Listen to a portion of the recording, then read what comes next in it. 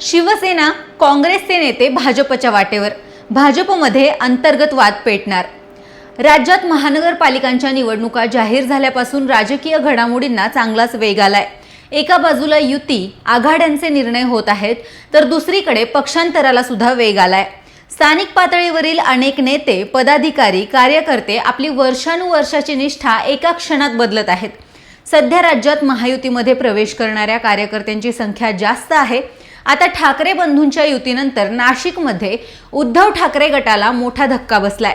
नाशिकचे 2 माजी महापौर भाजपच्या गळाला लागलेत। माजी महापौर विनायक पांडे आणि यतीन वाघ यांनी भाजपची वाट धरली आहे। काँग्रेसचे दिग्गज नेते शाहू खैरे देखील भाजपच्या वाटेवर असल्याची माहिती समोर येत आहे। गिरीश महाजन यांच्या उपस्थितीत हा पक्षप्रवेश सोहळा होणार आहे। भाजपने एकाच वेळी काँग्रेस आणि ठाकरेंच्या सेनेला धक्का दिलाय। विनायक पांडे यांनी पक्ष सोडणं ही मोठी बाब मानली जाते।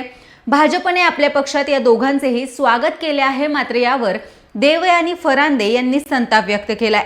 मी नाशिक शहराची निवडणूक प्रमुख असूनही इतक्या मोठ्या निर्णयाबाबत मला पूर्णपणे अंधारात ठेवण्यात आलंय, असा आरोप यावेळी देवयानी फरांदे यांनी केलाय। तसेच जुन्या कार्यकर्त्यांना डावलून दुसऱ्या पक्षातून येणाऱ्यांना भाजपकडून झुकते माप दिले जात असल्याची भावना सुद्धा देवयानी फरांदे यांनी व्यक्त केली आहे।